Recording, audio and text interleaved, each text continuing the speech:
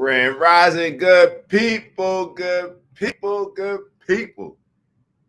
Man, I should matter of fact, let's get a little music going. Let's get a little music going. How's everybody doing? It's Friday. Y'all know what it is. It's hot topic Friday. We got a bunch of dope stuff for y'all. We're gonna get into some of the stuff that we're supposed to cover on Wednesday's show. If you tuned in on Wednesday, then you already know that we got the Wind Down Wednesday now happening. But we'll get into a little bit of that. We're gonna review a little bit of this Candace Owens documentary. What else we got on here? Hold on. I got a tip for Biden that may save him the election. We got some relationship advice. What else we got? Hold on. We got I got a question for y'all. I got a couple questions for y'all actually. And then we got a couple videos, interesting videos to review. We even got LeBron James joining us on this show today, giving us some tips on what it takes to be great. And then we're going to take a look at the difference between the mindset of quote unquote poor people versus quote unquote rich people. So we're going to get into a bunch. Please make sure. Instagram's been tripping lately. I don't know. Maybe it's all these recent updates they're doing. But if you can, like for the algorithm, please, as you're joining, make sure that you like for the algorithm. And also, if you want to take your support a step further, we'd appreciate it if you copy the link, share it with a group, share it with your Instagram DM messages group, share it with your group that you're texting all day, or maybe share it on your social media, whatever you prefer. All support is appreciated. Hold on. Gotta put the Grand Rising beautiful people. Grand Rising beautiful people. Good people. Man, these weeks have been flying. Let me make sure I'm pulling everything up. How's everybody been on y'all end? How's everything been on y'all end? Don't tell me it's gonna make me log in again.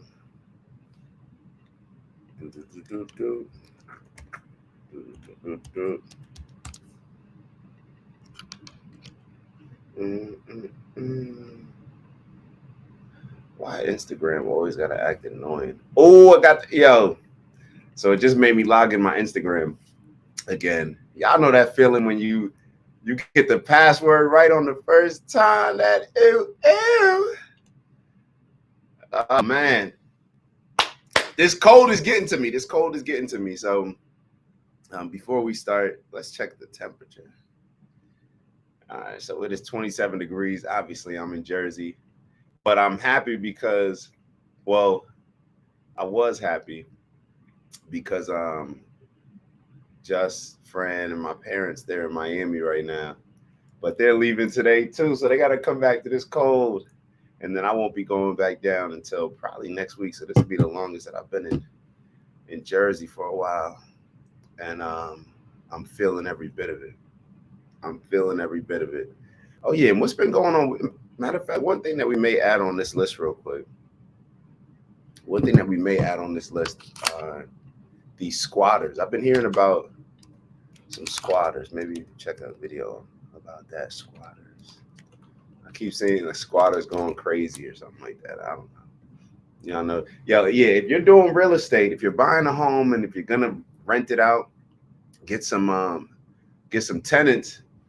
I guess we got to make sure that we're checking on the laws because I've been seeing a whole bunch of videos where these squatters. I heard the squatters got the actual people arrested who own the house. I don't know, some wild and craziness.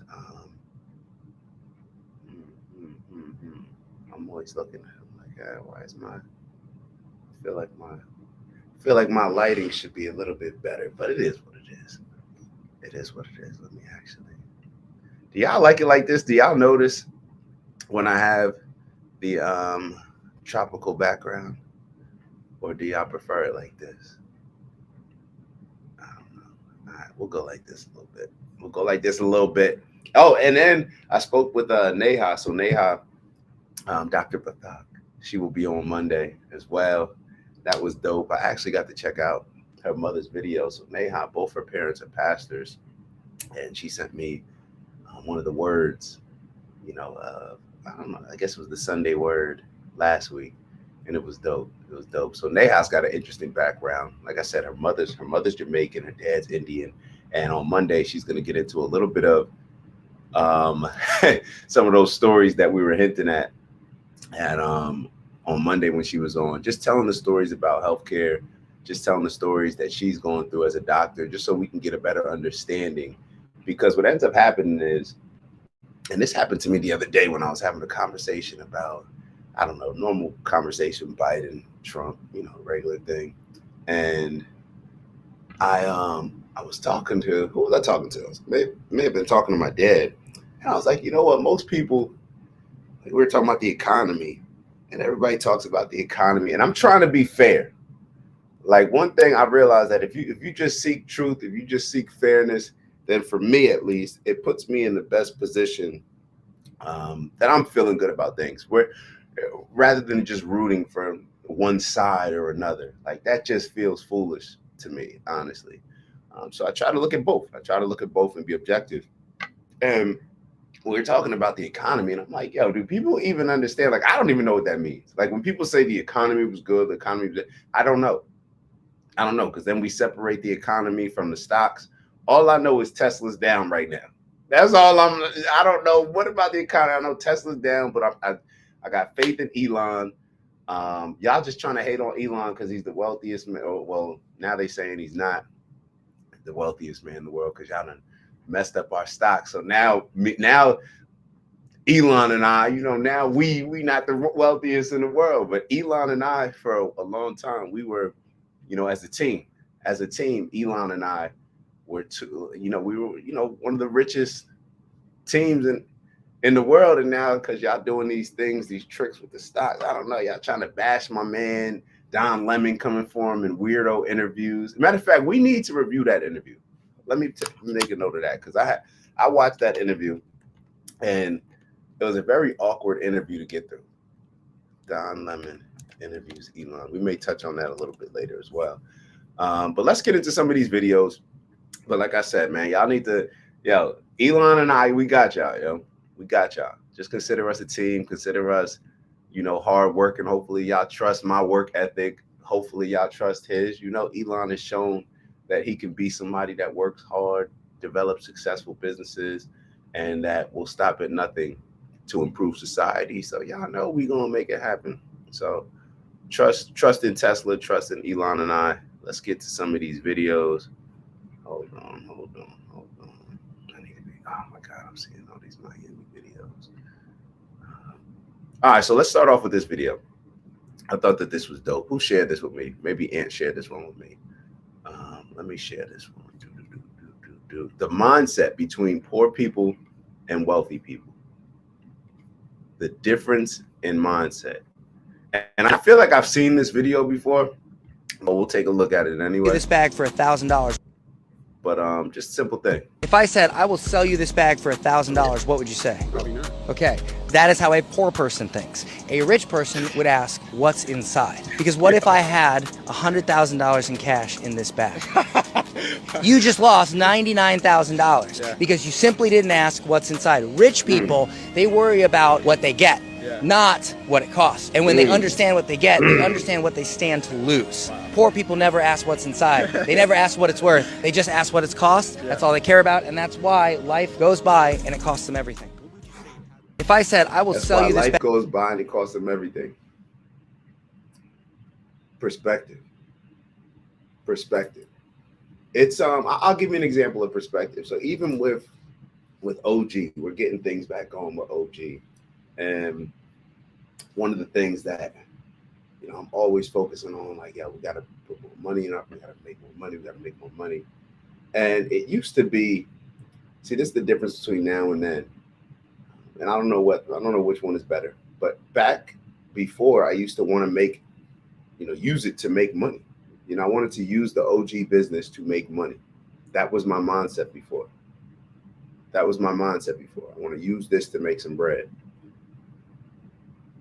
Now the mindset is different, to where I need OG to make a lot of money, not so that I can make a living, but so that I can pay so that the company can pay amazing, dope people, my family, in order to participate in it, in order to elevate the brand, and in order to increase the value of the business. So that way, eventually, maybe one day, we can sell it, sell a part of it, um, at least have that option to where it's worth, maybe even go public with it one day. Um, but it needs to, I need to grow the value, not for me to put money in my pocket. So it's a different mindset. Now it's like, yo, every dollar that it makes, I don't even want to take anything from it. I just want to recirculate that back through the business, whether that's going back into marketing. Because once you create a system of marketing, once I figured out, and what do I mean by a system of marketing? Once I've figured out how to put X into this system, so let's say X is $1. So once I figure out how to spend $1 and to get anything back more than $1, then I have a system. That's my marketing system. Let's say for every dollar I put out, I get back $1.25. That's a 25-cent margin.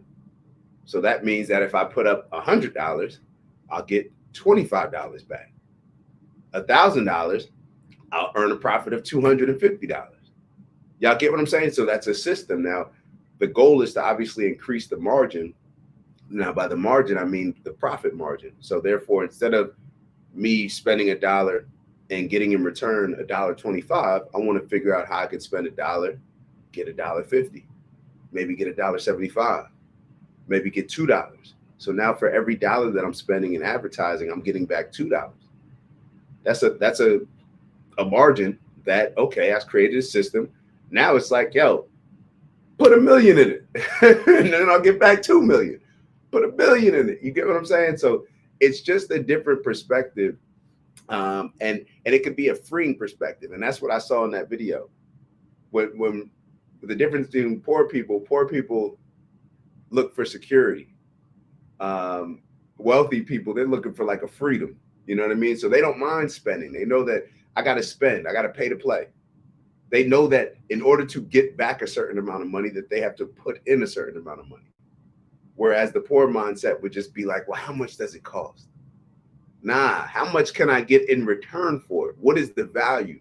So I guess wealthier people think more in terms of value that they'll receive compared to poorer people thinking about how much I have to take out of my pocket and give to you.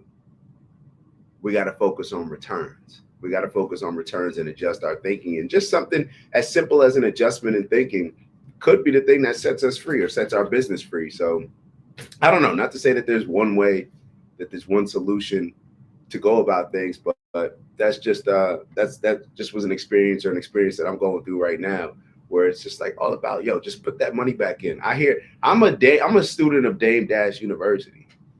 So when I listen to Dame Dash, and as soon as he makes money, he just puts it back in. He just puts it back in because his philosophy is always not spending other people's money. I remember listening to a 50 Cent. 50 was doing an interview a while back, and he says, OPM, I use other people's money to make money. That's one approach. So it's, for instance, so one approach would be, I'm going to raise money for this business. I'm going to use the relationships that I have with people, the trust that they have within me. They trust that this business that I'm involved in is going to be a solid business. They'll get solid returns. So therefore, I'm raising funds. So even though I may get a smaller percentage, I won't get the entire pie of the return. I didn't have to put up the entire pie. I may not have had to put up anything. My role may have just been either sweat equity or actually raising the funds. So it's like, okay, if I raise $5 million, then I'll get a percentage of 5%. Not putting in anything, but I put in the sweat equity of actually raising the funds, whatever that may be. The other side, the Dame Dash approach would be, I'm only spending my money because as soon as I open it up for other people to invest and other people to put in their funding, I automatically lose control.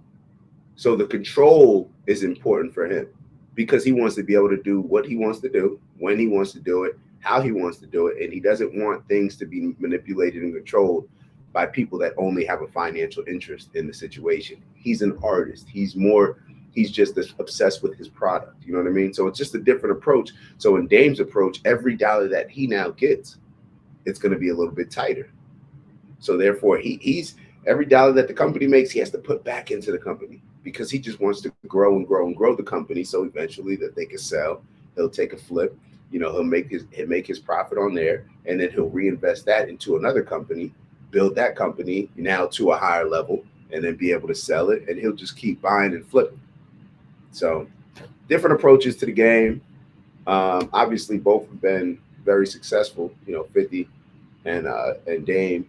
So I don't know. That's a difference in philosophy. But y'all tell me what y'all prefer. Let's take a look at this other video. So we got some tips. We're always talking about the negative side of relationships.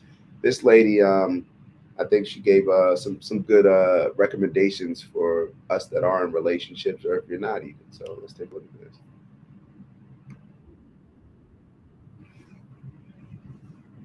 Hold on, let me actually make sure I'm sharing the screen. I took it off. 1 second.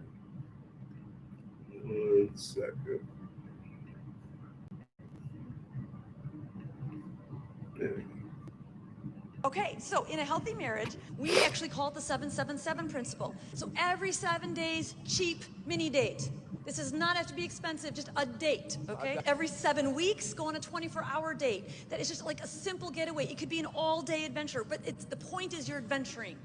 You get some adventure time. You're not just doing doctor appointments and running errands together, okay? And then every 7 months, a mini vacation apart from your kids. Novel experiences plus physical touch dramatically increases dopamine and oxytocin, which are the chemicals that boost attraction, that boost trust.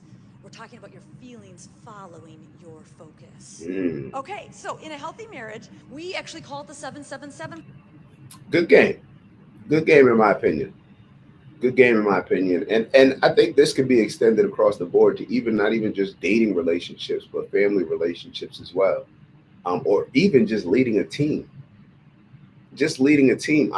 I'm telling you, my shift is focused. Like I study leadership, right? I'm studying leadership, so I'm always looking to challenge myself in different ways because I realize that myself, I'm a horizontal thinker. I'm a horizontal guy. What do I mean by that?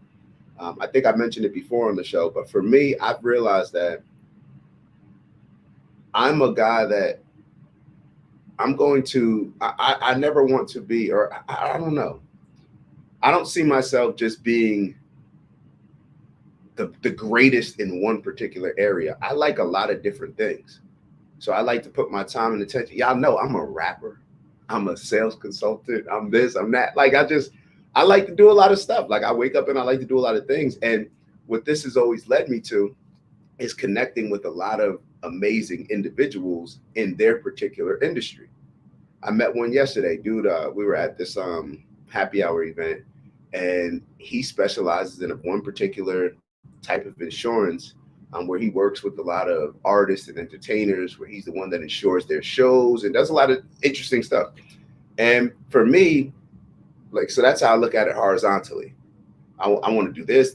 I want to try this. I want to do all these things. And I have all these different relationships with people that are in different industries, but have grown vertically. So the vertical I look at is being very successful in a particular industry. Myself, me being horizontal, I've realized that my path to success, maybe the one that I've chosen, of course, there's a bunch of different ones, but the one that I've chosen is to connect a bunch of dope people, get behind them, connect the dots. So therefore, they're meeting people and establishing value just based on relationships, and I can bring people together and elevate that way. But what it takes is the same leadership qualities that it took, or maybe in the different ways, when you're playing sports in high school, when you're just kind of hanging with your friends, whatever it takes, you realize that you have to bring for me, I realized like, oh, I got to bring a certain level of fun. I haven't been having fun with a lot of my village, my group. And it could even be with my family. You know, you can't just, for me, I can't just lock in and focus on just doing work. You got to have some fun. You got to make it entertaining. People have to be excited. People have to want to be around you. People have to want to work for this particular vision that you may have. But in order to keep them excited about the vision, you have to make sure that they're doing exciting, fun things along the way, that we're actually enjoying this, that it's actually worth it to get to the end destination. So I hear that, and I see a lot of gems in it, not just through romantic relationships, but across the board. We have to be just as intentional with the fun things or the things that bring us together emotionally. All these different things, we have to be very intentional about those rather than just being intentional about, oh, I just want to sell X amount of products. You get what I'm saying? So for me, it's just there has to be a certain level of balance. So just as intentional as we are with, okay, I'm going to work today, we have to be intentional, just as she said, with, okay, we're going on a date, we're going on a 24-hour date, we're going on a mini vacation. We're scheduling these things to make sure that we are locked in and that we never lose this relationship. The same, just as intentional as we are where we don't want to lose our relationship with our employer. So that would be my recommendation. Shy in the building, Grand Rising Shy. Dez, what's up, Dez? How you been? Top of the morning, all. Dez. All right, let's keep going. What's the next video? Hold on. Let me see. I got it on the screen. Oh, yeah. So LeBron, matter of fact, speaking of this same thing, we'll go to LeBron because LeBron kind of spoke on this, gave his insight as far as certain things that you have to sacrifice in order to be great. So it kind of touches on the same topics. Let's see. Discipline. People, you know what? People use that word so loosely. What does it mean to you? You have to have the ability, when it comes to discipline, it's like you have to sacrifice loved ones. You have to sacrifice loved ones for a long period of time if you want to be great. It is very unfortunate, and you feel it at times. You know the saying: if it's too hot, get the hell out of the kitchen. Yeah. Sometimes you just gotta get out of the kitchen because it gets hot. But you have to have a discipline to sometimes you have to sacrifice loved ones in order to be great because they don't understand. And that's okay. They don't understand what it means to, like, I am getting up every single day at 5 or 6 a.m. And when I get home after everyone leaves the gym, I'm going to take a nap. Discipline. People, you know what? People use that word so loosely. What does it mean to you? So now you're sacrificing your loved ones because you're not spending time with them. And when I wake up, I'm probably going to train again, and then I'm going to have dinner, and then I'm going to bed.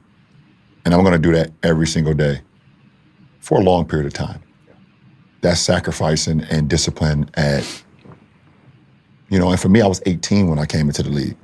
So I got my best friends from high school that's now in college. I got one that's at Ohio State.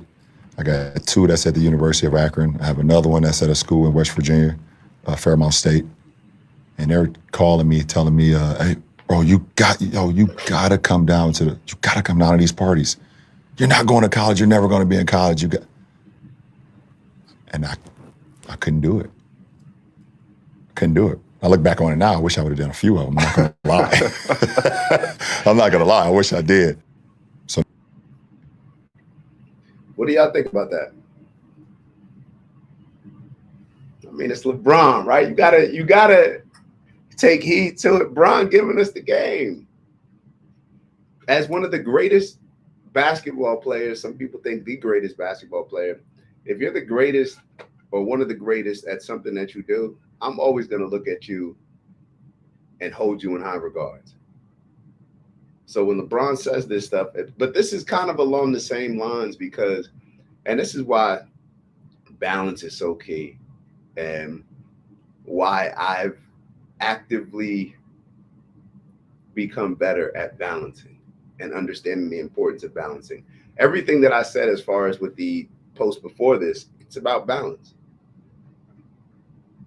And I realize more and more that we have to, and everybody's balance is going to be different. And I think LeBron pointed out, if you want to be great, and what he should have said is, or I'm not going to say what he should have said, but more specifically, if you want to be great in basketball, if you want to be great as a father, you may make different decisions. Now, I still think that LeBron is a great father. I think that LeBron and Savannah have done an amazing job. But I'm sure that, I'm sure and I'm sure they get a lot of help, the right support system, probably have a staff that can help with the family, all these different things. For us that may not be fortunate enough to have those things yet, we have to understand that, okay, there's anything that we give, any energy that we give to something, that's energy that we're either taking away from something else or that we aren't giving to something else that we could have given it to. Now, the balance is what comes into play where it's like, okay, sometimes, like, let's say LeBron, if your pops is LeBron, and you understand that the work ethic that you got to put all these different values that he's actually not only teaching, where most parents just tell us, he's actually showing it. He's actually showing Bronny and Bryce and his daughter exactly what it takes to be successful, exactly what it takes to be one of the greatest. So therefore they can follow suit. So in my opinion, Bron, one of the reasons Bron coming to LA, that was a balanced decision. You know, him wanting to play for the Lakers, his kids wanting to go to a school at Sierra Canyon, him being able to see his kids, Bronny going to Southern California. That's where the balance comes into play, where it's like, I can still go see my son play. I can still be a father in my son's life while also becoming one of the greatest basketball players of all time. So I think it's always important for us to understand what we're sacrificing for, what certain things are going to take, and what we want to pour, what glasses we want to fill. You know, we got our parental glass here. We got our son glass here. You know, just being a son, being an employee, maybe being an entrepreneur, all these different things. We have to pick and choose. Yeah, we got one jug of water. We got one jug of water. What are we gonna fill up? And sometimes that jug's not always full. So sometimes we got to figure out, you know, you don't always got a full tank, but we still got to figure it out. And that's where the leadership comes into play, where you may have to make certain adjustment and say, like, you know what, I'm gonna pour out of my bottle. I'm gonna fill somebody else's cup without even filling mine. But that's just sometimes what you got to do as a leader. I'm learning. That's what I'm seeing. Like I said, I'm learning all this stuff. So hold on. Let's get to I think we have one more video. All right. So one more video, I think, on Instagram. And like I said, after these videos, we're going to take a look at least a good chunk of the Candace Owens interview on The Breakfast Club. Want to review that a little bit. I went over it briefly. But then I got a couple questions that align with that interview from some articles, one that Ant sent, and then one that my buddy, my big bro Satish sent me. But let's take a look at this one. This is in regards, we talk about off-grid living a lot. And this gentleman is going to tell us why the elites do not want us living off-grid. And I'll tell you a little bit about my conversation that I had in the city yesterday regarding something similar to this. They don't want anybody living out in the boonies. Anybody that's got a couple of acres of land, his own water supply, and can grow his own food, and that kind of thing, have some sheep or some chickens. These people are a threat to the collectivist society, because they aren't going to go to the politicians and say, please feed me, please clothe me, please give me shelter. Tend to be independent. That's the secret behind Agenda 20. They want people out of the country, want corporations out there growing all the food and that kind of thing, but they don't want anybody living out there, because that way they cannot be controlled. In order to control mankind, we have to get them all into the big cities. We have to rack them up and stack them up, and dependent on the state for their food, their shelter, their electrical power, water, everything. It's the dirty secret. But they don't want anybody. It's the dirty secret in the dirty city. As I'm driving through New York City yesterday, I'm just sitting here like, yo, we pay absurd prices. And when I say we, obviously living outside of New York City impacts the prices not as much as living in the city, but it's a huge impact. Maybe as much in certain places. I don't know. But living in this area and then driving through New York City yesterday, I was just going through. I'm like, there's no grass. Like, there's so many people. It's cold. Like, you sit here and wonder why everybody's kind of just in that rat race mentality. Everybody's either super focused or super angry or just stressed and anxious. And then you have these tall buildings. So it's already cold up here. And then there's no sunlight. So it's like we're missing our greatest charger. All right. Imagine not being able to use your phone charger. the things that give us our greatest charge, the sun. We operate off the sun. It just is what it is. So the thing that's giving us our greatest charge, we have tall buildings now blocking them out. So now it's cold. We're not getting any sun. It's a city, so there's all cement. So therefore, we're not in contact with the actual ground when we talked about grounding before. So all of these different elements that we're missing as far as our connection to nature, it's just prevalent in the city. And I'm just sitting here wondering, like, yo, whose idea? Like, who convinced us that this was it? And it's all based on just employment. People want to move to big cities because there's more people and supposedly more opportunities to make money. So we're prioritizing making money over being around nature, being healthy, having villages with our families, all these different things. We're prioritizing just making money, selfish nature, selfish need, prioritizing all those things over the things that may make us the most healthiest, and may improve the dynamics and relationships in our families the most. But I don't know. It's just I don't know. When this guy talks about it, it makes sense because it's a lot easier to control people that don't have all these things that he's mentioning, as far as the acres of land, the water source, the ability to grow your own food. If we're not mentioning these things, if we're not concentrating on these things, then we are always going to be easier to be controlled. And speaking of the food, hold on, what was I talking about with the food? Oh yeah, speaking of food, and this is going to we're going to talk a little bit about this on Monday, but when it comes to the doctors, when you go to a doctor, ladies, I don't care whether OBGYN, fellas, your primary care doctor, whatever it may be, if a doctor's not talking about the food that we consume, definitely. Let's actually separate the category. If your doctor's not talking about the food that you consume, no matter what ailment that you have, I hear about all these people, and I don't know. Obviously, I only know my 36 years of experience, but it seems like people are just getting sicker and sicker and sicker at younger ages. And how can any doctor in almost any specialty not talk about specifically what a person, what your food consumption is, what your diet is, what your eating lifestyle is in any situation? Like, how could they not, and not only talk about it, but become experts in it? I don't trust doctors. I would never trust a doctor. And it's not that I think that they're intentionally doing something wrong to me, but if you're any type of doctor and you understand that a person, like the food that they put in their system is going to determine your health more than anything. The food that we consume, I actually take a step back on that. I'll say mentally controls it more than anything. But then when it comes to food consumption, I say that would be the next thing. And that leads me to another point. If a doctor's not talking about from a mental standpoint, then I definitely would not go see them. And there's some good doctors out there. Matter of fact, when I went to the nursing home the other day to see Heidi, my partner, who always calls her mother, she's there just for a little bit. She broke her hip, and hopefully just for a little bit, she got to get back walking.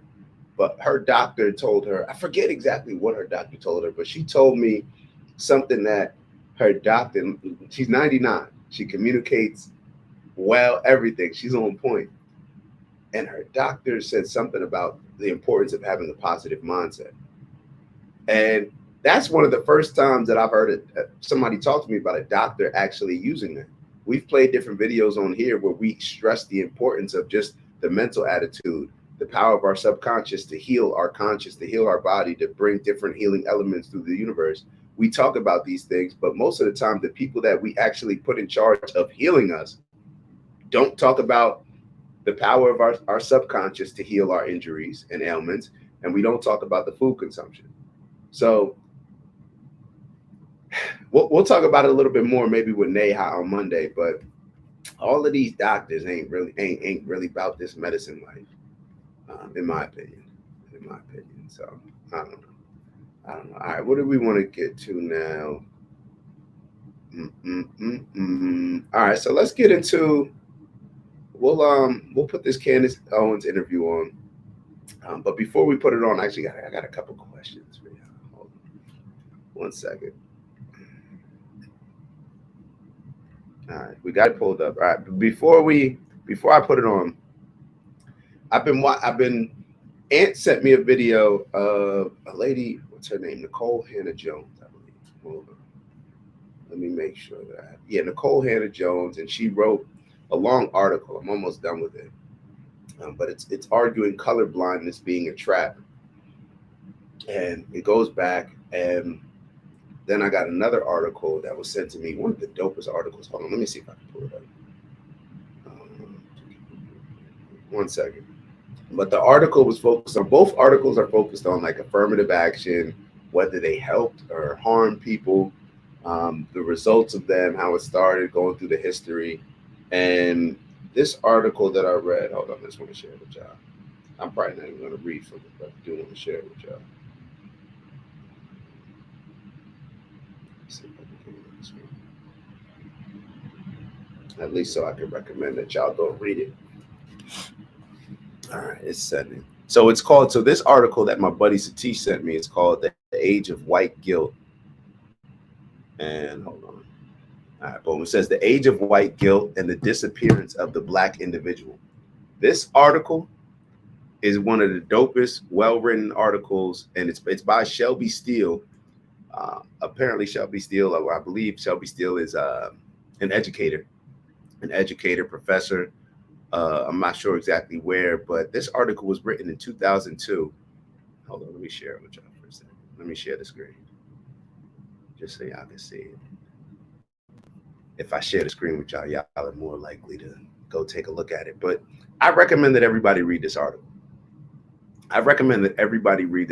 It goes in to talk about people like Cornel West, Al Sharpton, like just different individuals. And I just want to know what your takeaway is, because this article, as well as the one that Ant sent me, led me to a question. And I'm just going to ask the question now. Maybe we'll go on Monday and actually start answering it. But my question that I want to ask is, which is worse? Which is more harmful? And of course, we have to then define harmful, but I'm just going to leave it there. Which is more harmful? White guilt or white supremacy? Which is more harmful? White supremacy or white guilt? And when I think about it, I attach both with the political parties. When I think about white supremacy, that's what we grew up thinking, that, oh, the Republicans, they're all racist, they're all white supremacists, they want to keep us down, they have all these policies that are terrible for Black people. That's just what you grow up thinking. Let's be honest. White supremacy. Anybody associated, any Black people associated with the Republicans, Condoleezza Rice, Colin Powell, their Uncle Toms, that's just what you grow up thinking. And I think Candace is going to touch on that as well. And then you have the other side that I didn't necessarily think about it when I was younger, that it's just based on white guilt. But that's how we grow up thinking, where it's like, oh, well, the Democrats, those people, they want to help us. They want to give us, certain advantages because we have had disadvantages for so long, and those are our friends. And you start to then look at the results of both mindsets or both philosophies, theories, and you have to ask yourself, which is more harmful? Now, I didn't say which is more enjoyable or which feels better, which is more harmful. And then I guess everybody should decide what criteria they're going to use as far as harmful, which is more productive, which actually works, which, as a result of which, are we more on point? Are we going to be more successful? So I just got a bunch of these questions. I recommend that everybody check out this article by Shelby Steele. And if you do, maybe we can touch base on it on Monday. Yeah, shout out to Ant in the building. Ant wrote the Candace interview with Joe Button. Was it interesting? Watch, yo. I didn't even watch it. I didn't even know it was out yet. I didn't even know that he put it out yet. So all right, so then maybe we'll touch on, maybe we may just have a Candace week next week. Now y'all ladies gonna come on, y'all. Nah, I'm good on Candace. Nah, Candace is our girl, man. Stop playing. Candace is our girl. Candace is valuable. We need a Candace. I don't know about y'all, but we need Candace. Let's look at this Breakfast Club one. It's on his Patreon. Okay. Maybe I guess if I sign up for his Patreon, then we can review it as well on here. But let's start off with this one. Why is this? Tell me, hold on. Let me get this together. Literally putting on a show like he didn't know me on stage, like he was surprised I was saying the stuff. Wake that ass up early in the morning. The Breakfast Club. Yes. Morning, everybody. It's DJ. Morning, everybody. It's DJ Envy. We are the Breakfast Club. We got a special guest in the building. Oh, they're not gonna like this one. We have Candace Owens. Candace Owens. Welcome. Hello. What's up? How you feeling? I feel great. A little tired. Had a wedding this weekend, but always feel great. Back to New York. You're originally from here, right? Yeah, I was born in New York, raised in Stanford, and then lived in New York after university for like 7 years. So I worked just 2 blocks away from here. What part of New York Did I live in or? was born? I was raised? born in White Plains. Oh, White Plains. Okay, by the Bronx. Okay. What is the Candace Owens origin story? I mean, I know a little bit of it because me and you actually used to have a lot of conversations back in the day before she changed her number. But He was mad about that. I mean, I did change mine, yours but too. Girl, he was mad about that. He was like, I mean, Okay, hit up, let's hit get up, she past ain't going this. to change. Yeah, Texting you, man. were like, actually, I don't want to talk to this person anymore. But Right. family members hit you up for money and stuff like that. Yeah. I mean, it's usually not family members, just random people from your past that haven't spoken to you in forever, but still have your number and will text you and ask for a favor. Like Charlamagne. No, it wasn't him. It wasn't about him. I actually should have messaged you my new number. Where did all of this begin for Candace Owens? I feel like I have just a very regular story. Like I said, like I was born in New York, raised in Stanford. There was nothing, particularly that stood out in my childhood that made me think that I was going to go into politics. I feel like I landed into politics kind of accidentally. And I say accidentally because I thought I was a liberal my whole life. I thought I was on the left my whole life and really didn't pay attention to politics in any meaningful way. And then, when Trump was running for office, I didn't want him to be elected. I was like, this, not because I thought he was a racist or a sexist, but just because I thought it was crazy to go from Obama, who had a certain decorum about him, to suddenly this sort of brash New Yorker. But I thought it was weird when all of a sudden the people that liked Yo, isn't that interesting though? Real quickly, I didn't know that I thought that she was even conservative before then. She said that she didn't. I believe she said she didn't vote for Trump in 2016. But yeah, let her keep. Trump, everyone thought he was like this iconic symbol of business. He was in rap songs. Trump was the status, flipped on him in 1 second. I didn't buy the narrative that he was in the media for 3-4 decades, and suddenly you wanted me to believe overnight that he was like Adolf Hitler and a racist. So I just didn't trust the media's narrative about him, and so I decided to actually listen to what he said. I still didn't vote for him in 2016, but I wanted to just listen to what he actually said. And then when I saw what he was saying versus how it was being reported, I just found it to be extremely dishonest. So I started researching more, learning more, and then I got kind of angry, like just with the lies, because I do think Black Americans are intentionally manipulated emotionally by the media and, kind of kept dumb but emotional intentionally by the school system. And I started reading up on like Thomas Sowell, Shelby Steele, a bunch of Black scholars I originally had dismissed. Yo, I swear I did not even peep that because I'm not going to front. I was dozing off in the car yesterday before that happy hour, taking like a little nap listening to this. I didn't realize. So Shelby Steele is the gentleman that I just told y'all about. So she just mentioned, I didn't know that he was, okay. So I guess y'all are probably familiar with Tom Sowell, with Shelby Steele. Okay, shout out to Kid. Yo, energy, the synergy working. All right, let's keep going.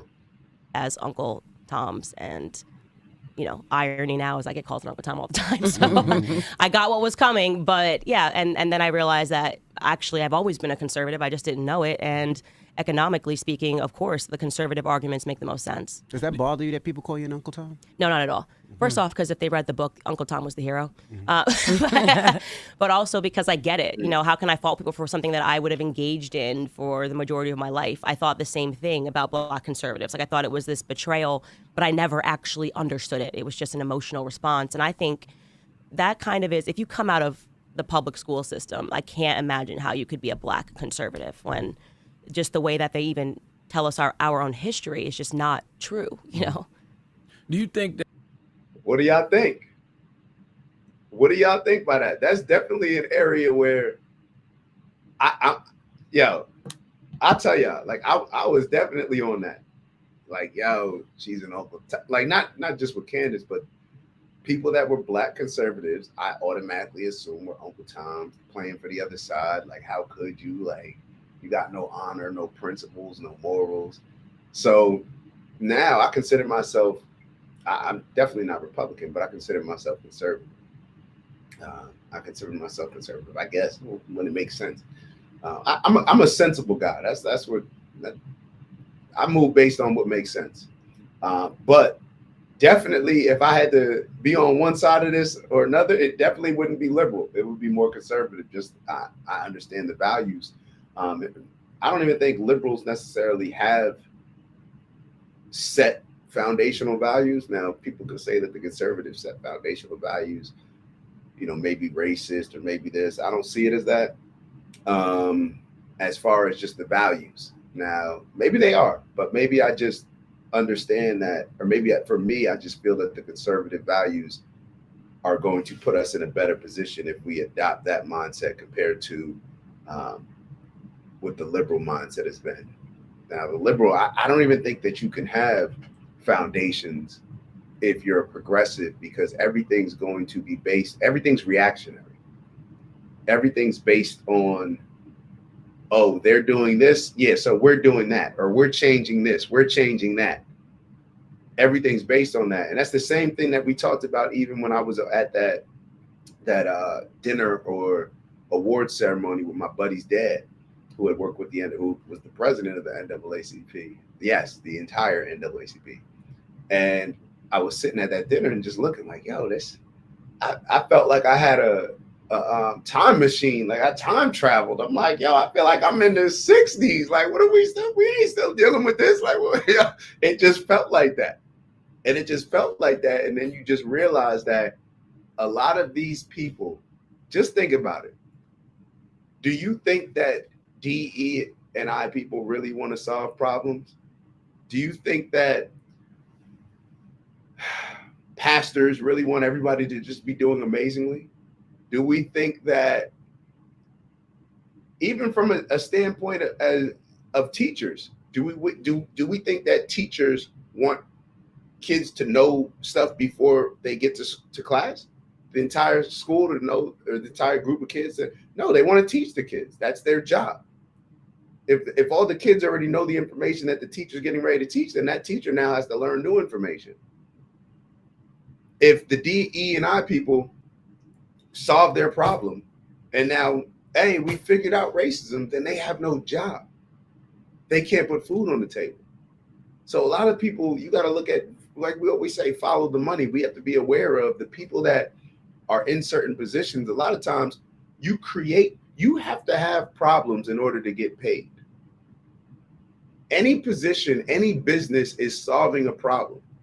Whether it's Amazon making things more convenient, and every person in that business is solving a problem. If you deliver things at Amazon, I need somebody to deliver my product or this company's product to you. You're solving that problem if I'm the owner of Amazon. So every person's solving a problem. But a lot of times we don't look at it like that. We don't realize that that's the situation. And I don't know. I don't know. I kind of went off on a tangent. Let's get back to it. My fault. That's true with most people though. Like, you know. Let me finish this. And the reason, because I went off on a tangent because I kind of lost my train of thought. But the whole point is, remember how the other day I told y'all that I welcome problems. Like every day, like today, I hope some problems come up.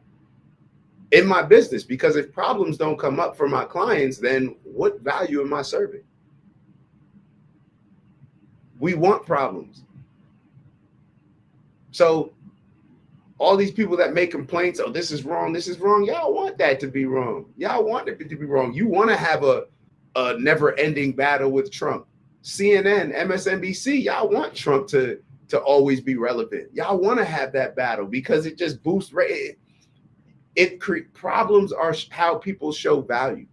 The more problems, the more money is going to be made in this particular area. If there's no problems, there's no drama, there's nothing to solve, there's no value that you can bring to the table that justifies somebody paying you a whole bunch of money because the problems ain't there. So let's keep going. Like when you think of a Trump or just anybody, you're fine with them, but then you learn like their politics. You learn what they believe spiritually. And Ant wrote, I don't want problems. Let me be very clear. I want problems. I want problems. I like great problems. You could say challenges and all that. No, I like problems.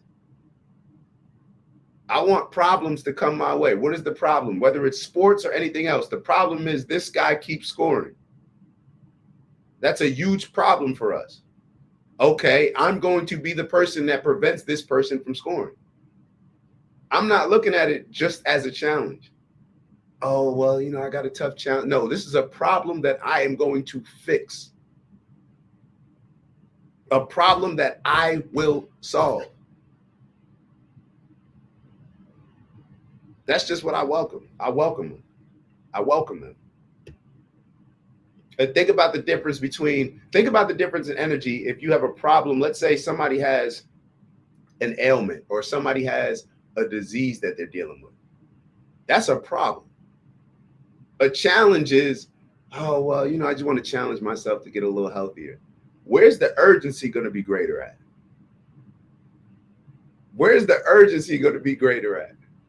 Yeah, I'll get them those problems. I want to approach everything like I want to solve the big things. That's just the energy I'm on. And then you're like, you're turned off from it. Yeah, and I don't even think it's necessarily the politics. I really do think the media plays the biggest part in it because Trump, as far as I know, Trump's been, maybe he used to be a Democrat, but he's been a Republican and a conservative for a long time. I mean, we know he had to have been a conservative in terms of economics. Mm-hmm. He's wealthy, so you'd be hard pressed to find someone that's wealthy and, advocating for Marxist beliefs. But yeah, I just feel like it's more about the media wants power. The media has a vested interest in things politically, and they like to make us think that we're having this open conversation and we're learning the truth about people. But these are just hatchet smear jobs, libeling people, and I think deluding a ton of people to turn against their own best interests. So were you more anti-media as opposed to being pro-Trump? Well, no, I actually, once I actually heard what he had to say, mm-hmm. I was like, that's a pretty solid pitch. I mean, it was his Dimondale, Michigan speech particularly. He got up there and he just started listing all of the statistics in Black America in terms of poverty. I mean, these were just real statistics that he was talking about. And his pitch was basically like, you've been giving your vote to Democrats for 60 years. Why don't you just try something different? Mm-hmm. I think that's a pretty good elevator pitch. Yeah. Like, hey, you've been doing the same thing for a long time. I'm not saying I'm amazing, but why don't we try something different and see if it gets better for you? And then suddenly I flipped over to CNN and it was Don Lemon's crying. I think it was, I'm maybe being, but it was just, they were so dramatic and they were lying about what he said. They're like, he looked you in the face and told you you were poor. I'm like, that's not what he did at all. Mm-hmm. So I just got interested. I'm a very curious, interested person. If I get interested in something, I will just take it all the way, read mm-hmm. books. And I'm like, why are they doing this? Why are all the media companies that I believed my whole life just lying about it? Just say what he actually said and let Black Americans decide for themselves if that's a good enough pitch. They may have said no. I thought it was interesting, but the lying is something that I think is outrageous. It's gotten out of control. Where are y'all politically? You don't got to write it down, but if you had to vote today, who would you vote for? I always ask myself that, and it changes from time to time, I assume. But I'm still RFK right now. I'm still RFK. I may have been, was I ever Trump in the past? I don't know. But it's hard for me. I'll be honest. I told y'all I got to be objective. It is very hard for me. Once I saw that, you know what did it for me? once I saw the debate, it was like the second or third Republican debate, and the way they spoke about the conflict in the war, whatever people want to call it, in Israel and Gaza, between the Jewish people and Palestinian people. When I heard those Republican candidates up there, it was Vivek, who I like a lot. I told y'all, like, I was a fan of Vivek.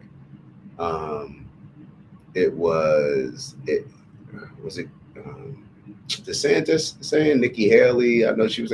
It was almost as if they were competing for who would do the best job of turning Palestine into a parking lot. That's what it felt like. And I'm not saying that they use those terms. I've heard those terms.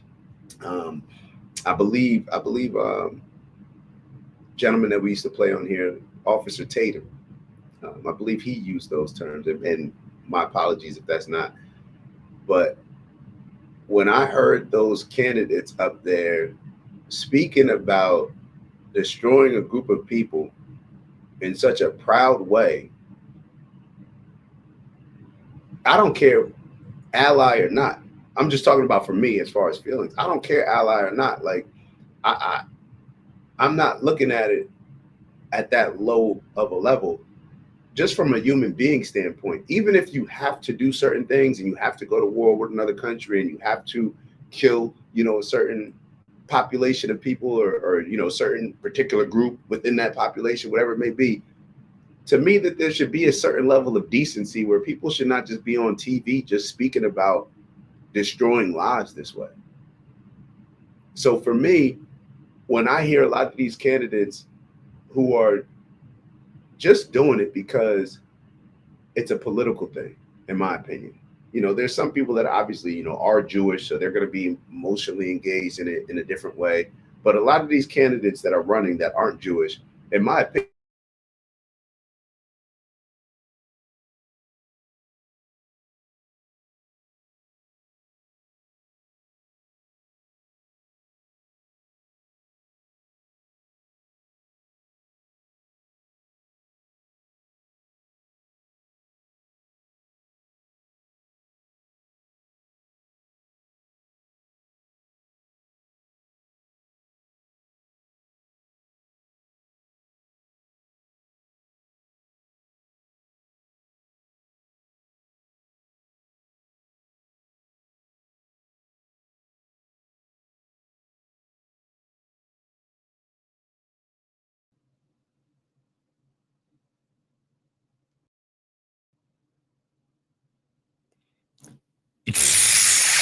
yeah. Hey, yo, stop playing with me, man. Y'all really, did y'all just peep that?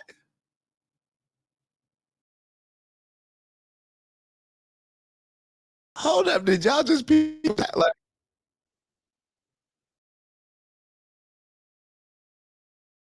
hold on. I know that this thing didn't shut down just based on these words that I was mentioning.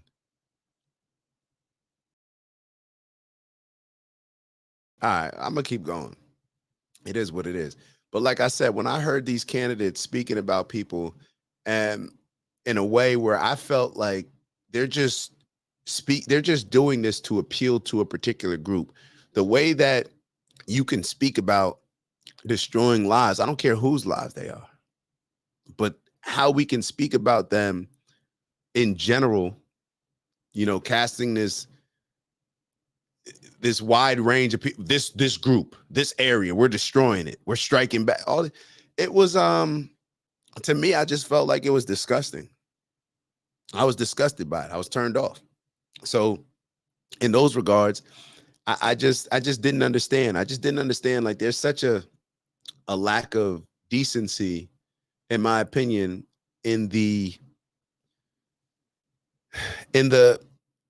when it comes to the integrity of all these politicians. So that for me is why I just kind of a lot of these Republican people, I just can't rock with it in regards to that. Hold on, what? Why is it giving me this whole thing to put up? First off, let me give y'all a second to get back in here. My fault. Hold on. Let me actually make sure that this is. Why would I don't know? We'll figure it out. We shall figure it out. They done shut down my internet. Like, dang, y'all stressing over me like that. Stop playing.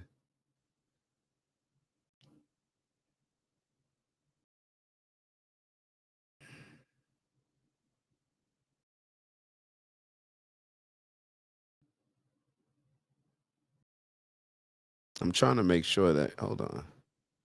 All right, I don't know. Hopefully y'all are there.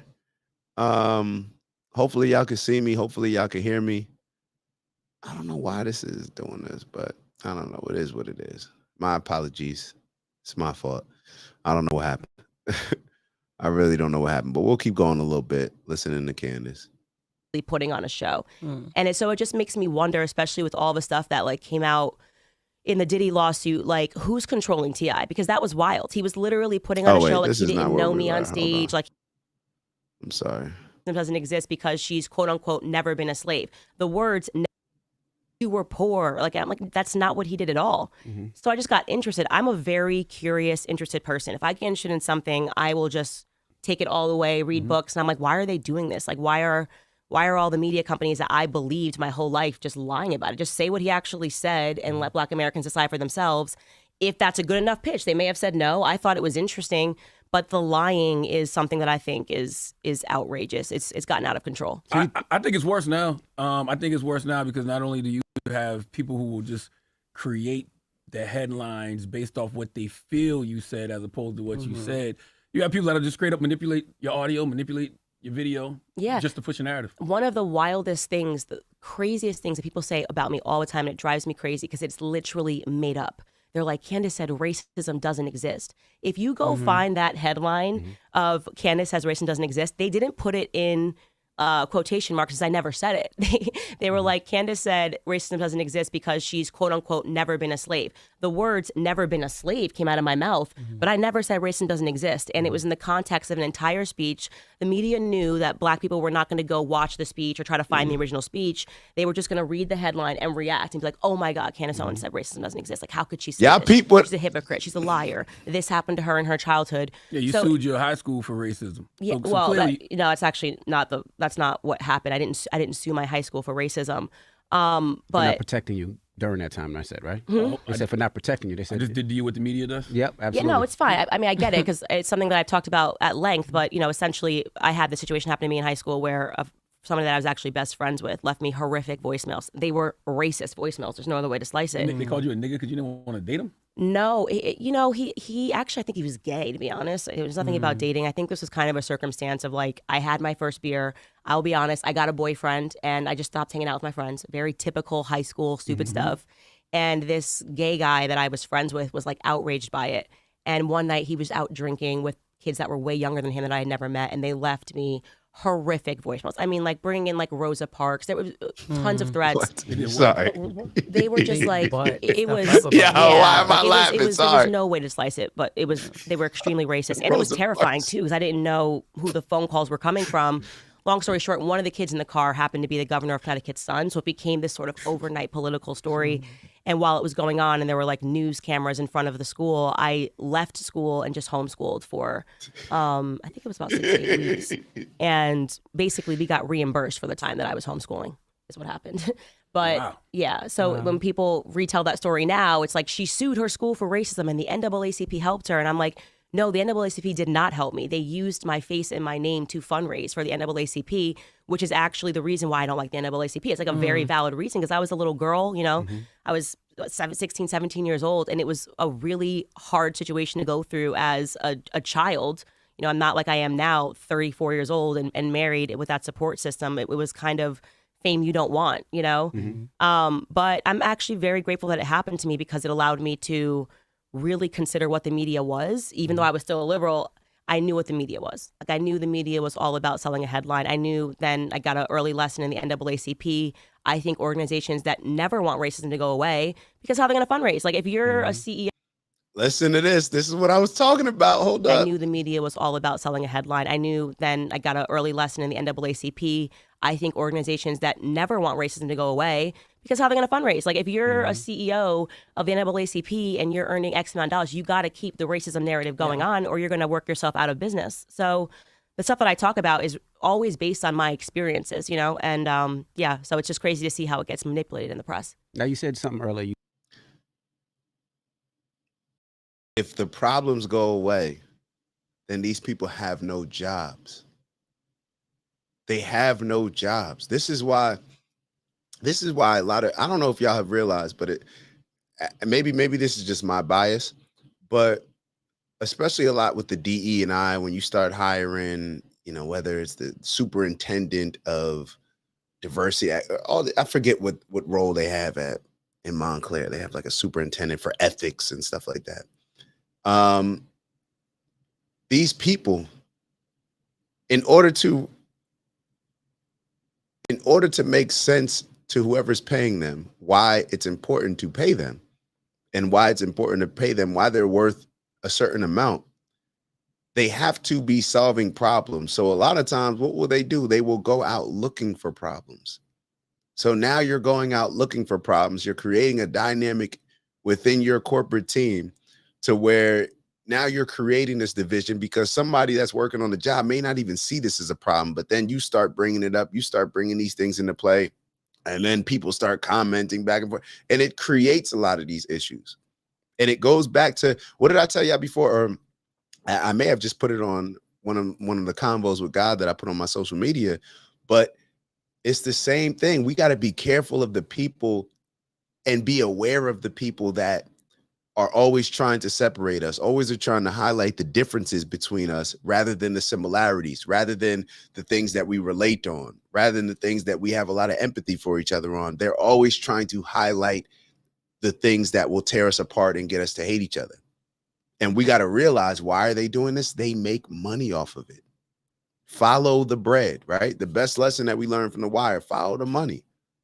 All of this stuff, it's all strategic, in my opinion. It's all strategic. You said that you wanted to listen to what Trump had to say. You said in 2016 you still didn't vote for him. So looking at the country now, right? Of course, there's Trump, there's Biden. Who do you think is better for our community?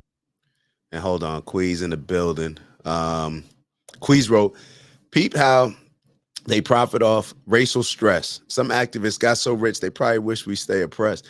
Oh, Queez dropping some J. Cole bars. I'm like, okay, Queez. Peep how they profit off the racial stress. Some activists got so rich they probably wish we stay oppressed. It's a fact, yo. It becomes a, yo. It's you know what I see end up happening, where it almost, you do, and I guess this is what some people should do, but you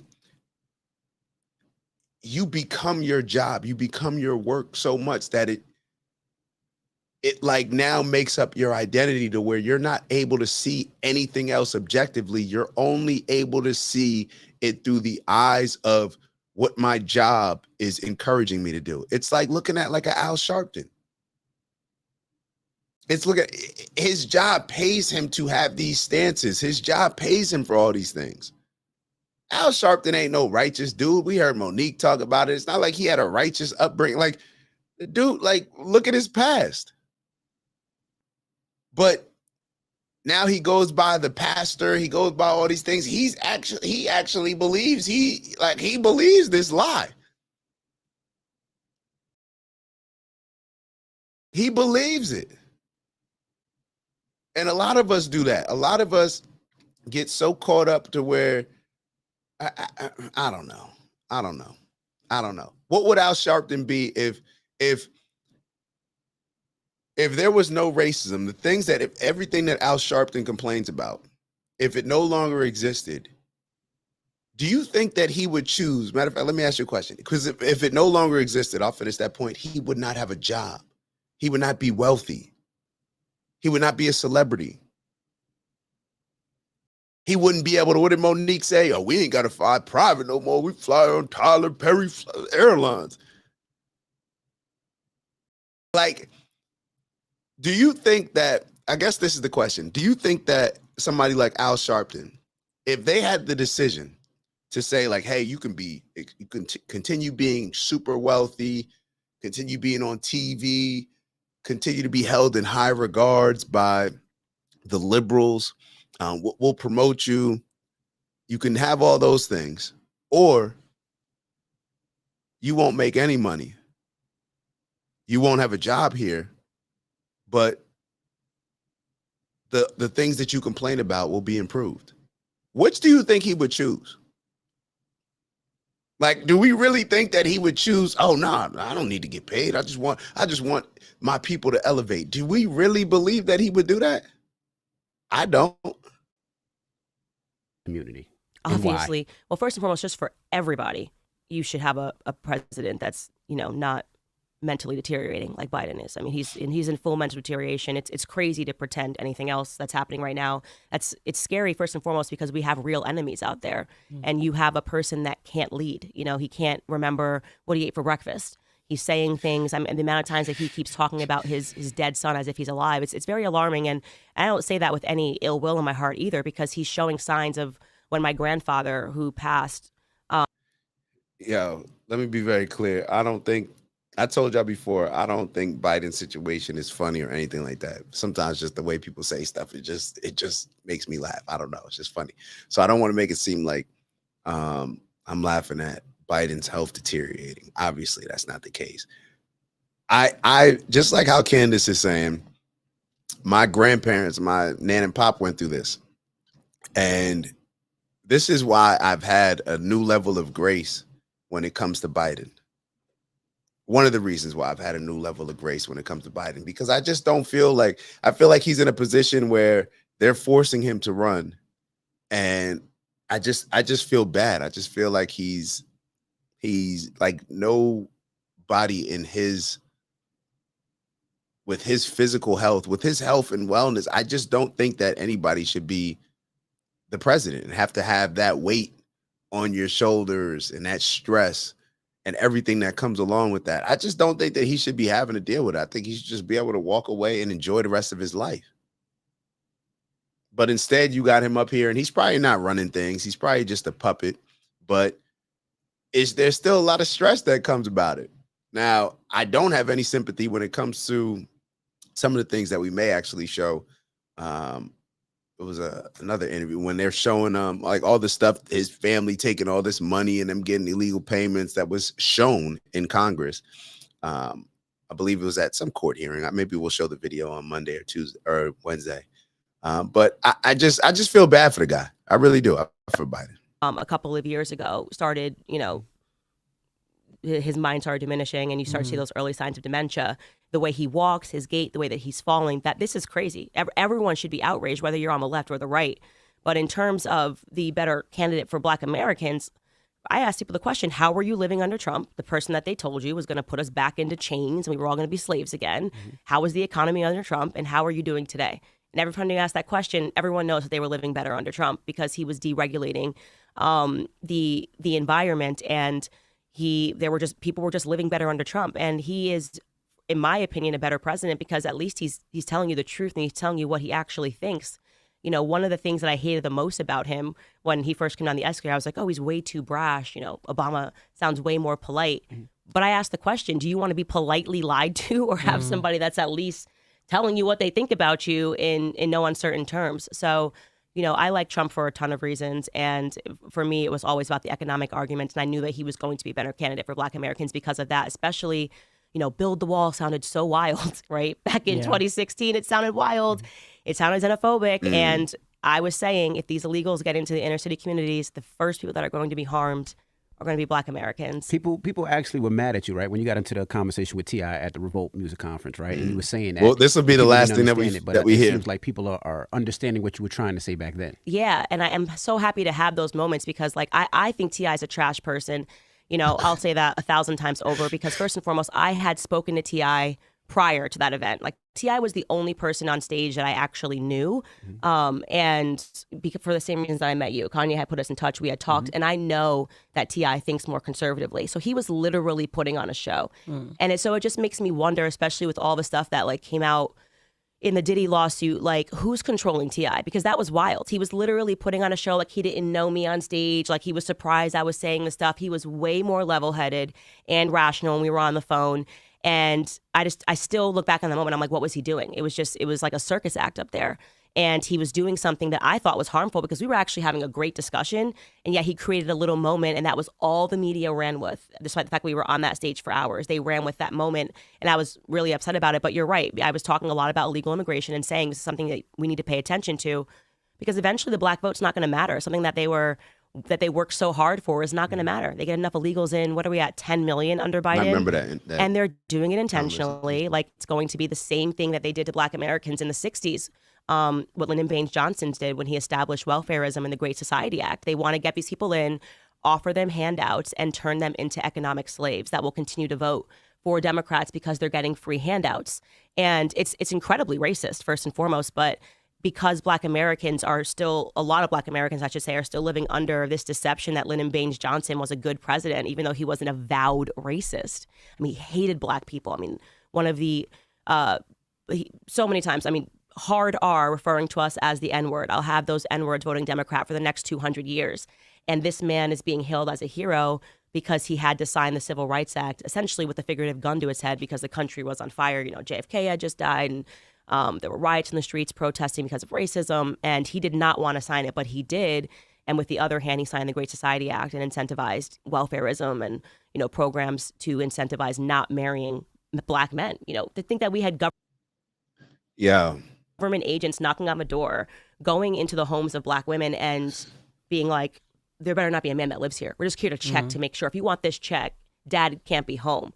Every other ill that black America is facing today is because we've removed fathers from the home. So I'm like a big, you know, I use my platform to talk about men a lot and the need for male leadership, everything that is so harmful, this, you know, Me Too, false feminism, all of this crap. It's anti-man, and it's anti-man for a reason, because a society cannot survive without strong men. A household cannot survive without strong men. We need strong men to lead homes. And so the fracturing of the black family, I think, was the test. Like, you know, like we were the mice in the experiment. Like, let's see how that goes. And now they're kind of doing that writ large. And I hate feminism so much. I can't even tell you, because what it's about is it's just an attack on men. Yo. Candace needs to be the vice president. I'm gonna say it right now. And as she was talking, I'm gonna tell you, I'm gonna be honest with y'all. I'm gonna be transparent. As she's talking, I'm sitting here really thinking, because I know I said before that I was honest with y'all. Like, I'm gonna be honest. I couldn't see myself, like, I wouldn't want, like, overall, there's always exceptions. And this is one thing that, matter of fact, this is a teachable moment. A lot of times we'll say certain things where we generalize people. And I did it before when I was saying, like, yo, I couldn't really see myself. Overall, I wouldn't see myself. And you see, I'm kind of like walking through it now. But I'm going to use myself as a teachable moment. I said before that I wouldn't vote for a woman as president. I just couldn't see myself. Now, that would be my general rule. However, there would be exceptions. Like, there's exceptions to everything. But overall in life, like, certain things I say, I wouldn't do that. But there's exceptions, you know, whatever. When we generalize, how I generalized and said, like, oh, I wouldn't, you know, as a woman, even if, or I wouldn't vote for a woman, even if that's 99% true, and that everybody else can understand the reasons that I gave behind it, as far as I think women are more so emotional overall. I think men are typically more logical, all these different reasons that I gave. It still makes women still hear something different than what I'm actually saying, in my opinion, because it's generalized. And once you generalize, people, well, are we not smart enough? Are we not? I didn't say that. I just think that men are better leaders in those particular roles for that particular type of thing. Now, women lead in certain areas. Cool. I embrace that. But there's certain areas that I think, like, as a president of the United States, that would be one of those areas where I think that a man would be more fit to lead. Just based on our genetic makeup, our bio, whatever you want to call it. Men and women, we're different. We're different creatures. From a simplistic standpoint, women are more emotional, so therefore I would prefer a more logical leader. It is what it is. So I'm giving two lessons. The lesson is, for me, is to make less generalizations because you're going to offend people less. You just don't even have to say that. So I could have just said, I could have just not said it. I don't know. I'm still going to answer. I don't know. I'm still figuring it out. But as I was listening to her, and the only reason I brought that up is because as I was listening to her speak, I'm like, yo, I would vote for Candace for president. I would vote for Candace for president. But to be totally honest, I don't know that.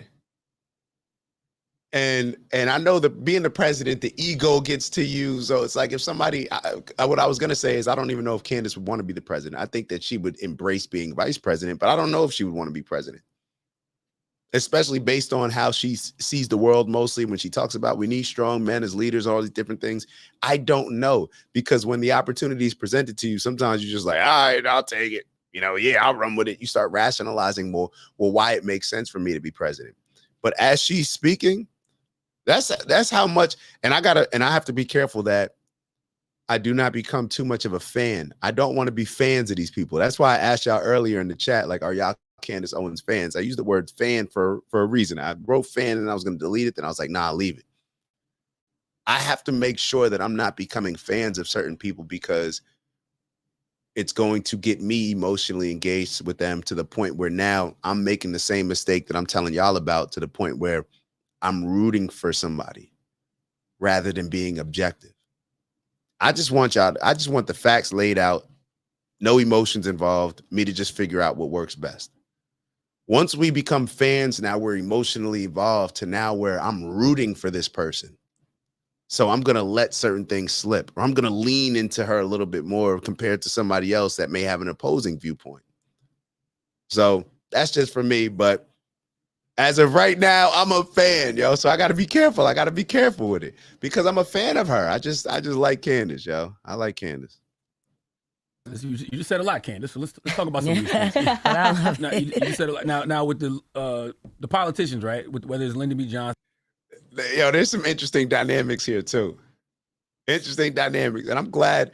I haven't seen the full interview, but even with Jess Hilarious being here, I'm glad that she's playing. Look at her. Hold on. Look at how she's sitting there.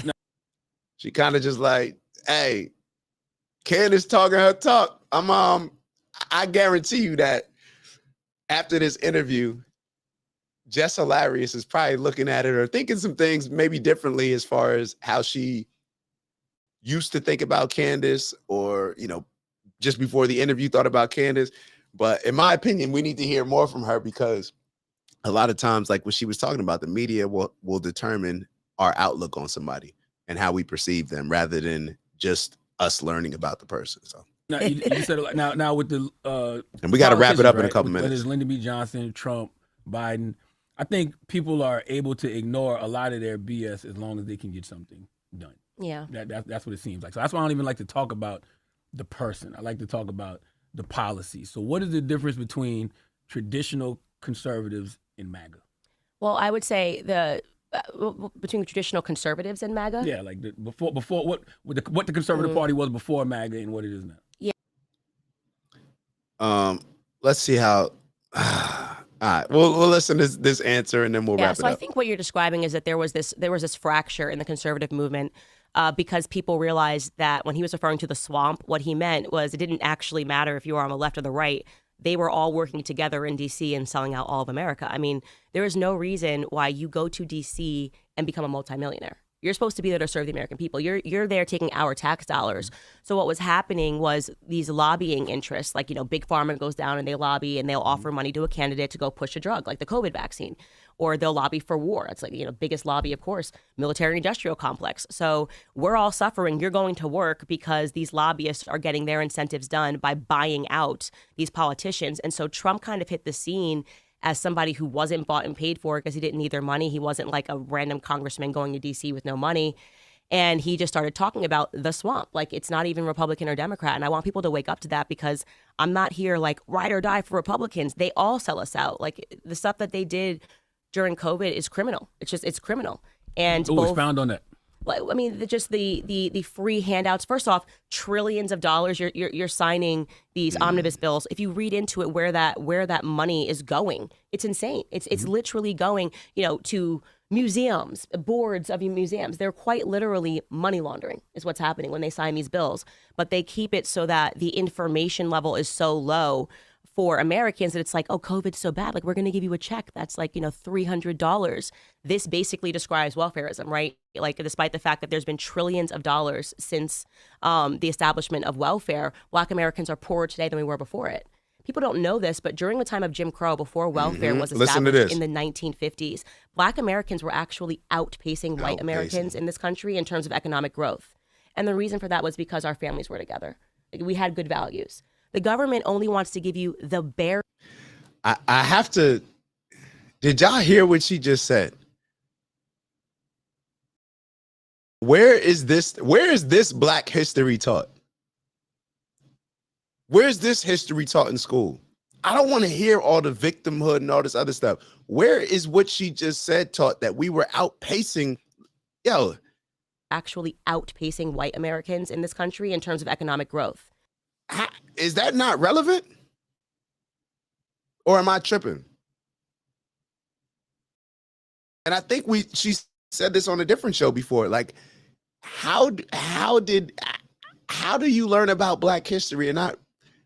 And the next question is, we went from outpacing whites in economic growth, Black people, I'm talking about Black people specifically,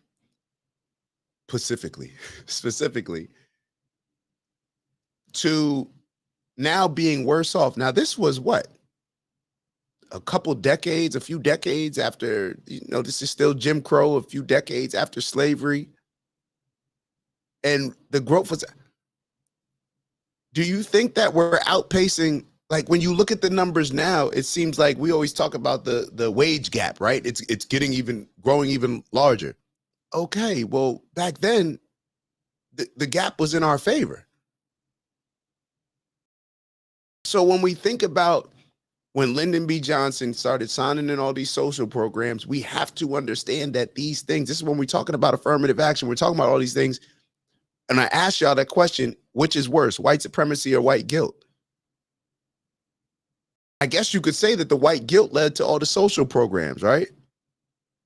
But what did she say? Well, the social programs, they led to all the men being removed from the household because it came with certain stipulations to where we'll take care of the woman, but we're going to step in as the daddy now. I'm the pappy, the government. And we have to understand the history. Where are all these people talking about this? Barack, where were you talking? Shit, yeah, let's make America great again. Because that aspect of it, I would say that it's greater than what it is now. When you look at how our families were together, how we were marrying more, how we had more tight-knit families, now we're trying to get back to that. We're realizing, like, oh yeah, we were duped, we were fooled. You don't know how many women that I speak to, or that either I speak to them directly or their friends. They're like, yo, I feel like I was conned. I felt like I was conned into becoming a girl boss. And now I just want, a soft life. I just want a family. Well, now it may be I'm not going to say it's too late, but now it's harder. Baby girl, you in your mid-30s now. And I'm not to say not from a physical standpoint only, but obviously it is, you have to take into consideration that, but also the mindset that has developed, the indoctrination, the manipulation that has turned us into the people that we are. We've embraced a lot of these viewpoints to become who we are. And now we got to undo so many different things. So I'm gonna leave it there. Like I said, man, I gotta be careful with Candace that I don't become too much of a fan, that I could always still look at it objectively. But when you know, you know. So when I know, now that I need to be aware of that, then I can move forward accordingly. So we're gonna leave it there. It's Friday. We'll do our 30 seconds based on Friday. Y'all know what we like to do. We like to visualize what do we need to do today in order to call this a successful week. What do we need to do today? All right, so we'll meditate on that for 30 seconds and then we'll wrap it up. So 30 seconds, let's go.